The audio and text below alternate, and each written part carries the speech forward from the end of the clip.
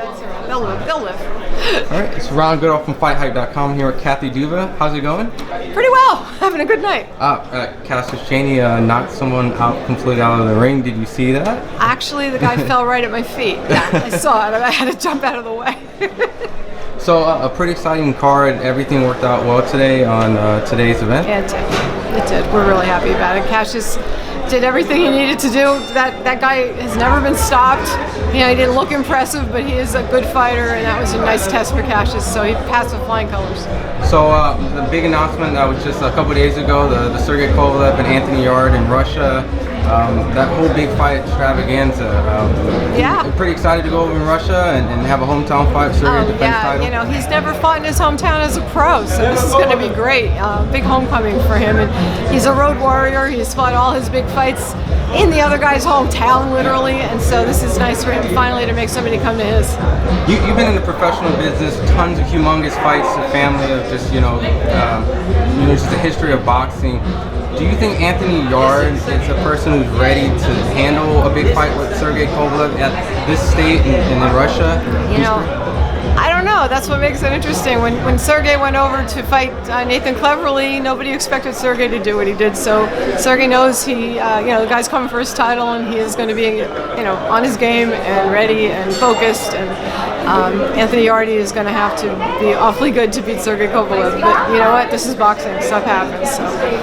Now, not overlooking the opponent that he has, but the name that's been circling around Sergey Kovalev in the future is maybe Canelo, wanting to jump to 175 and challenge Sergey. Yeah. Is that realistic? Are you guys really entertaining that fight? Because we are. Canelo, I'm told himself, really wants to do this. That this is a legacy fight for him. He wants to do it for Mexico. He wants to do it for his own legacy, to go up and be the first Mexican to win a 175-pound title. So we were having serious talks with Golden Boy. We got close, but the problem was because Sergey was already entangled in this mandatory, it was going to cost us so much money to get out of it that it didn't make sense. So maybe we do this later in the year. We hope so. But first, he's got to win his fight in August. Now, I want to come to the source because there's been a lot of rumors or articles stating that there's been lowball offers. Is there any truth in that? You stated that it was a lot of money to get out of it, but was the offer even up to par for a fight with Canelo? Well, not at first, but this is negotiation. We got up to the point where it was pretty close, but it wasn't, we were almost there, and at the last minute, I just didn't hear back from them, and then they were making this announcement. So I really can't tell you. You have to ask them, what happened. I just don't know. Would it be a DAZN kind of fight, seeing that he's on DAZN, or a cross-promotion with ESPN? Oh, no, it would be on DAZN, for sure. Yeah, that's Canelo's deal. He's Canelo, man. He calls the shots. He's the man. And then any upcoming fights and fighters and cards that you're working with outside of that? Well, we work with Dimitri Bivol. We're waiting to have his next fight announced. Exactly. We are going to be making a nice announcement actually on Wednesday. Watch for that. We'll be seeing a lot of publicity about that, I think. And a particular fighter, Bivol himself, is that? It's about a fighter that we're going to be working with. Okay. And so we're going to be making our announcement Wednesday. We'll have it out. Ed will be out sending out footage, and you'll have it.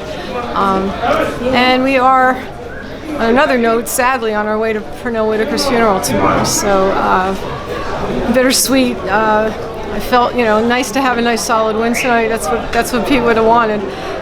But now we have to go and take care of saying goodbye to him, and that's sad. Seeing the fact that Pernell is an iconic figure, what do you say that Pernell means to the boxing and boxing fans and other boxers around the world? He was the best that ever did it. He just was. And as I've been watching all this footage of him, in the last few days, fights I was at. But when you're at them and you're in the moment and you are worrying about what the judges are going to do, because Lord knows what the judges did to him on many occasions, you almost are too excited and caught up in the moment to really appreciate what he's doing or how he dominated. And now as I'm watching these fights, it was really striking me and other people on my staff who were talking about it at dinner, how good he was. Look at those tapes. Look at the stuff he did. I don't know how he did it. I don't know how anyone could look at him and not say, top 5 ever. He really was. He's on a lot of people's lists. He may be the best lightweight who ever fought at lightweight. I will give him that. He's certainly in that conversation. he was the best pound-for-pound fighter in the world during a good part of his prime.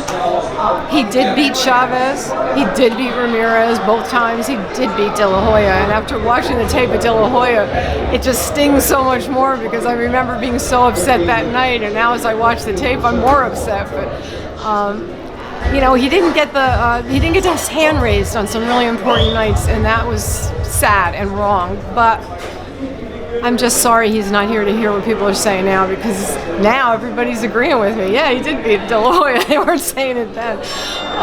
But I'm very gratified to see the accolades he's getting, and pleased about that, and I know he would be.